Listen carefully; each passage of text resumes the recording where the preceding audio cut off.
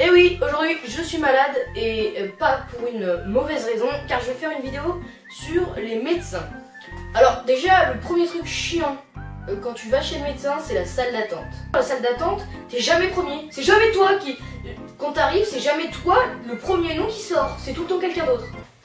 C'est au tour, effectivement, de Monsieur Saucisson. C'est vous? C'est moi. Suivez-moi, s'il vous plaît. Madame Andouillette, c'est vous? Super, allez, suivez-moi. Monsieur Jambon, Madame Rosette, Monsieur Merguez. Bon, c'est bon là, vous allez pas tous les faire non plus. Parce que moi, je commence à en avoir marre. Bon. Et enfin, quand t'es le dernier dans la salle, ce qui arrive très peu souvent, t'as l'impression qu'il y a une personne qui apparaît, qui arrive, et c'est à lui le tour. Alors moi, je l'aborde des petites techniques comme ça. Déjà, je visualise le nombre de personnes qu'il y a. Puis je me dis alors... Étant donné que je suis arrivée, si je prends la racine carrée de 90 et que je la divise par 2 par le nombre de patients dans la salle et par le nombre de docteurs, je pourrais avoir, en multipliant par 8, par le nombre de minutes passées. Et avec ça, si on divise par 3,5 et qu'on ajoute 2 et qu'on enlève 8... Eh bien, ça nous fait donc un résultat pour savoir combien on va passer dans la salle d'attente. Pas du tout! En plus, dans la salle d'attente, les journaux, ils sont tout le temps pas intéressants du tout. C'est pourri. Qu'est-ce que vous regardez, monsieur? Ah, je regarde les vidéos de Bambino d'Extrême. Ouais. Elles sont géniales. Ouais. Parfois, dans les salles d'attente, il y a une télé. Et j'ai l'impression que sur les télés, quand on arrive, c'est de la pub. Et puis, le moment où on doit aller dans la salle avec le médecin, c'est le lancement du programme. Bref, nous voilà chez le médecin. Alors, chez le médecin, il y a un truc qui me dérange à chaque fois, c'est de me déshabiller.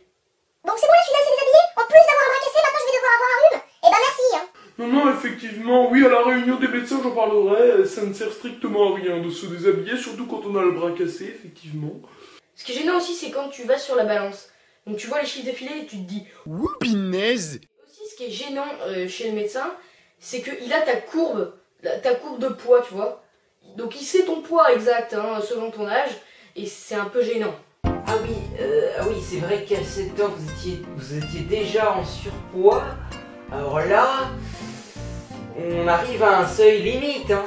Et puis il y a quelque chose, j'en parle même pas. Bon, d'accord, maintenant il y a des machines qui le font, mais avant, pour les prescriptions, le médecin, limite, on comprenait rien de ce qu'il mettait sur son truc, hein.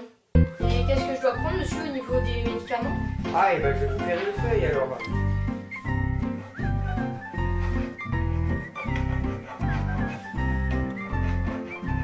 Chez la pharmacie, on passait 3 heures à décrypter ce que le médecin avait marqué. Alors, des fois, quand on va chez le médecin, on a l'impression de venir et de repartir directement. Bonjour monsieur le docteur, depuis quelques jours j'ai très mal à la gorge. Oh, ce n'est rien. Allez, au revoir.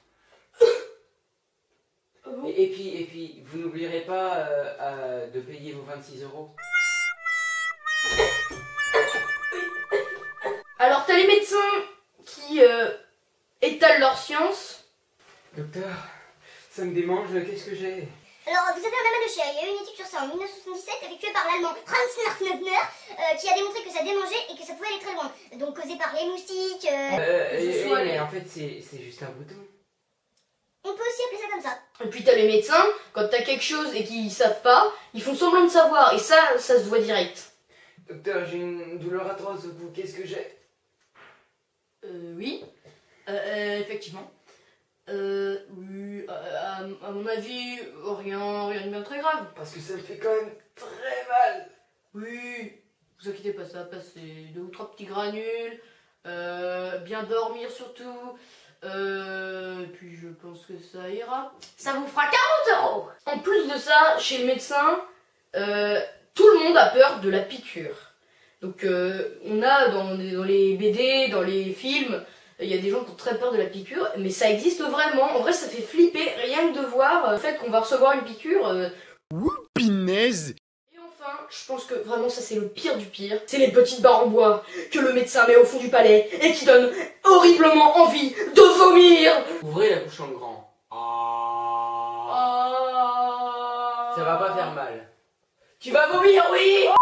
Les amis, j'espère que cette vidéo vous a plu. N'hésitez pas à liker, à vous abonner, à faire suivre cette vidéo, à lâcher des commentaires, enfin tout ce que vous voulez. Et puis moi, je vous dis à bientôt pour une prochaine vidéo. Salut les amis!